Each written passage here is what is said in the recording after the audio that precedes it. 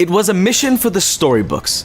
Smuggle thousands of Ethiopian Jews out of a country ravaged by famine and civil war. A desperate cry for help reveals a lost community of Jews in Ethiopia. Almost immediately, the mission took on the status of myth. Everyone came out looking good. The Jewish state, which stopped at nothing to bring its people home, the Mossad agents, who risked their lives to save fellow Jews, and the Ethiopian Jews themselves, who trekked thousands of miles across the desert in the hope of reaching Zion. It's a good story, but it's also incomplete, because this version leaves out the broken promises, the secret agreements, and the tenacity of an ancient community in the face of unimaginable danger. So what really happened to bring Ethiopian Jews to Israel?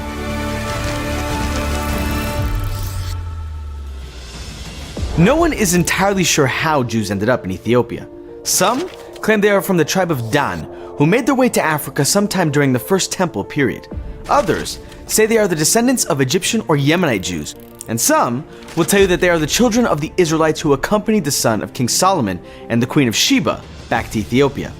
No matter their origin, Ethiopian Jews are proud of their heritage, which is why they call themselves the Beta Israel, a house of Israel in the mountains of East Africa, preserving an ancient form of Judaism. In our consciousness, we have who is a Jew, what is a Jew, and never we stop to see Ethiopian Jews from their perspective, from their language, from their paradigm. Because of their near total isolation from other Jewish communities, they believed that they were the only Jews in the world. Some didn't even know that the first temple had been destroyed. They continued to observe Shabbat, keep kosher, celebrate Jewish holidays, circumcise their sons. For over 1,000 years, the Beta Israel practiced their faith freely. But when Christianity swept through Ethiopia, the Beta Israel's newly Christian neighbors tried everything to destroy the Jewish community. Massacres, forced conversions, enslavement, isolation. And they gave the community an ugly nickname, one that has followed them to this day: Falasha, stranger, invader. It's an ironic slur for a community that had lived in Ethiopia since before Christianity even existed. And yes, it's a slur, because it was explicitly meant to remind them of their status as an unwanted other. But the Beta Israel fought back. Their history is rich with legends of Jewish power, like the story of the mighty Queen Judith who sacked Christian kingdoms.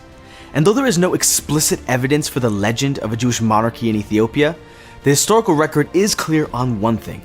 The Beta Israel were mostly autonomous until they lost a major battle against their Christian neighbors. An eyewitness described the battle as the Beta Israel's Masada, a reference to the mountain fortress where Judean rebels made their doomed last stand against Rome. The Beta Israel warriors chose death over slavery or forced baptism, but those that remained clung to their faith. They prayed to return to Jerusalem and make sacrifices in the Beit HaMikdash. This vision sustained them over the next 3 centuries of persecution.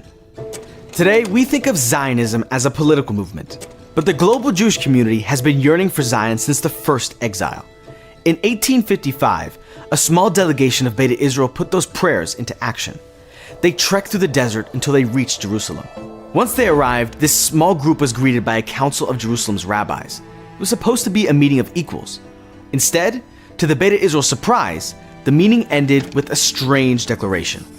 After some discussion, the rabbis pronounced the Beta Israel to be quote-unquote authentic Jews.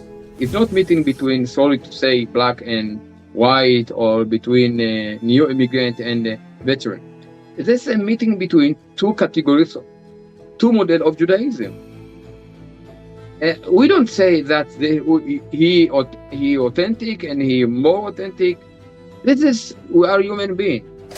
This was the first time, though sadly not the last, that the Beta Israel community was forced to confront the fact that even their fellow Jews might see them as strangers.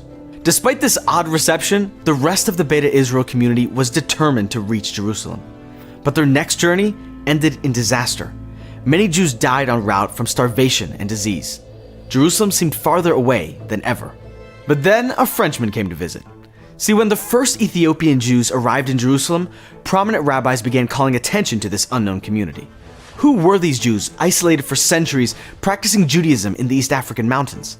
So a Jewish organization sent a representative to Ethiopia. At first, the Beta Israel dismissed him, afraid he was a Christian missionary sent to trick them. But they changed their tune when he mentioned Jerusalem. Halevi returned home impressed by the Beta Israel's profound faith. When he asked his organization to send more resources to Ethiopia, they declined. Sure, the rabbis in Jerusalem said the Beta Israel were quote-unquote authentic Jews, but they still saw them as different from other Jews. Now that their curiosity was satisfied, most Jewish organizations moved on. But not everyone shared this apathy. In 1923, one of Halevi's students teamed up with Beta Israel leaders to establish a Jewish school in the Ethiopian capital. Boys and girls alike flocked to the school, eager to soak up as much knowledge as they could. Some even left their villages to study in Europe and Jerusalem. Previous generations had tried and failed to make it home to the Promised Land. Finally, it seemed that the Beta Israel's moment had arrived. For over 20 years, the Beta Israel studied, prayed, and waited for the opportunity to come home. But the Promised Land was busy fighting for its life. The new state of Israel was already surrounded by enemies and buckling under a tidal wave of Jewish refugees. 2 former American vessels carrying nearly 4,000 Jewish refugees arrive at the port of Haifa, Palestine.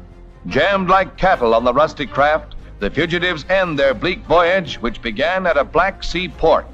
Ben-Gurion knew that the Ethiopian emperor didn't want any Jews leaving the country. So because he wanted to maintain good relations with Ethiopia, he didn't insist that the Beta Israel be allowed to come home. But no one asked the Beta Israel what they wanted, so they took matters into their own hands. Some young, healthy Jews made the grueling trek to Israel, but not everyone could risk the 2,000-mile journey. Anti-Jewish persecution was getting worse.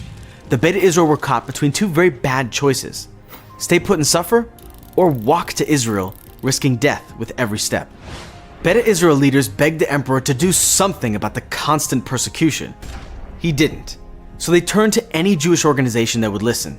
And some did, sort of. Jewish institutions sent money and doctors.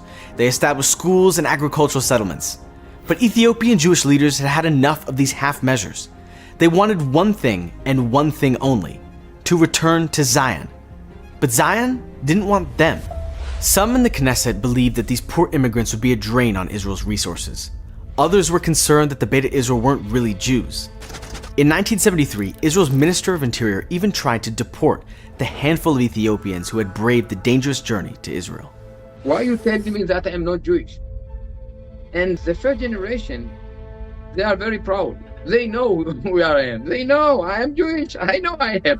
I never can feel inferior about my identity, about my masoret. It was only when Israel's Sephardic chief rabbi declared the Ethiopian Jews to be fully Jewish that the tides began to turn.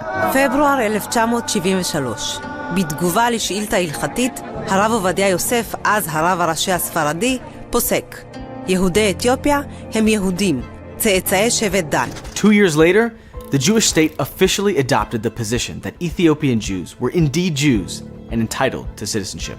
In not a moment too soon, things in Ethiopia were getting dark. Emperor Selassie was deposed in 1974. His replacement banned all minority religions, including Judaism. Ethiopian Israelis watched the situation deteriorate with growing alarm. They insisted that world Jewry and the State of Israel take action. American Jews matched their efforts.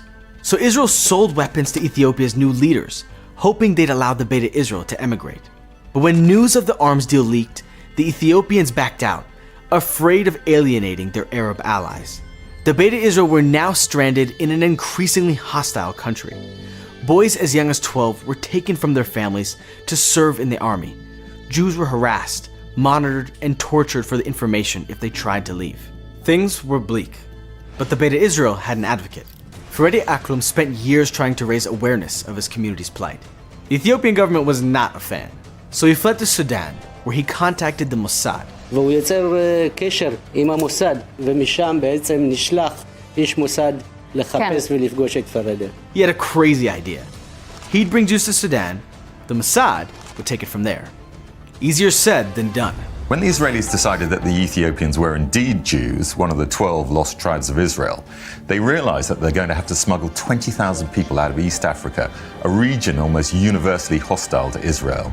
It was an almost impossible task. عندي ورقة مصحف جميرني غوندر والقايت وغرا نوعو بسودان غير كنت توصل تدخلوا ما بيفرد اي بحالا دي ويس منجس اسرائيل دي ويس السودان منجدي الله كتوصل تدخلوا يخم يزبل نيرو. The Beta Israel walked through the African desert for months. Their route became a graveyard. Thousands fell to disease, starvation, and horrific violence. Parents buried children. Sisters buried brothers. And then, grieving, orphaned, and exhausted, they kept going. There was nothing left for them in Ethiopia. If they could just make it one more step, one more mile, one more day, they'd reach the promised land at last. They had one more challenge before they could reach Israel.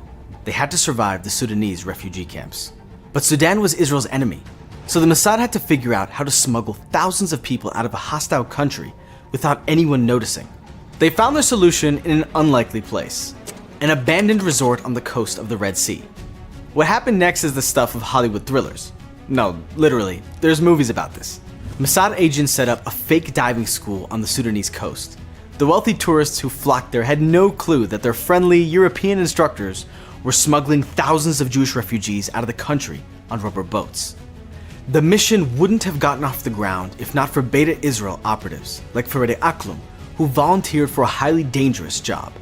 The refugees couldn't walk from Ethiopia to the Sudanese resort without instantly blowing the Mossad's cover. So they waited in Sudanese refugee camps for fellow Beta Israel to lead them to the diving school under the cover of darkness. At times, it seemed that the only thing keeping the mission going was a heavy dose of Israeli chutzpah. An Israeli politician blew the Mossad's cover, forcing the team to abandon the resort in the middle of the night. We will not rest for a while until all our brothers and sisters from Ethiopia will come safely back home. The Israeli agents that remained in Sudan were smuggled out of boxes labeled US diplomatic mail.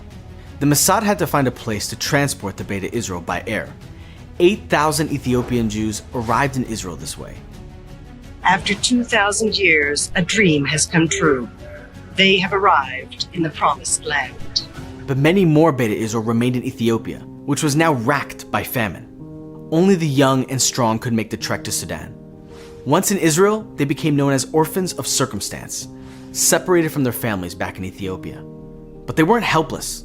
With the support of the larger Ethiopian Israeli community, they pressured the Israeli government to bring their families home. The Israeli government finally okayed the mission. For 36 hours, Ethiopian Jews, American Jewish activists, and Israeli pilots worked non-stop to airlift more than 14,000 Ethiopian Jews to Israel. Today, the story of the Ethiopian Aliyah is presented as a triumph, proof of the Mossad's cleverness and daring, of the Israeli government's insistence on bringing every Jew home. But this version of the story leaves out the contribution of the Beta Israel themselves. They organized and protested. They reached out to the Mossad and led their fellow Jews through the desert. They sacrificed everything to make it to the Holy Land. So yeah, this is a story of courage, of endurance, of deep faith and love for the Jewish homeland, of struggle and hardship and sacrifice. It's also a story of the struggle for Jewish unity. 3 communities had to work together. The Beta Israel did everything in their power to come home. North American Jews advocated tirelessly on their behalf. Israeli agents risked their lives behind enemy lines for their fellow Jews. In a way, the real story of the Ethiopian Aliyah started thousands of years ago, and it's one that we're still writing today. Beta Israel members want Israel to give them a visa to immigrate, but some in Gondar have been waiting more than 20 years. This isn't an easy story to write. Jewish identity is complicated, and Israel isn't a perfect country. The Jewish state is still figuring out how to build a society that embraces all Jews without discrimination, disparities, and racism. Meanwhile, thousands wait in Ethiopia for their chance to come home, their opportunity to write their own story in the Jewish state.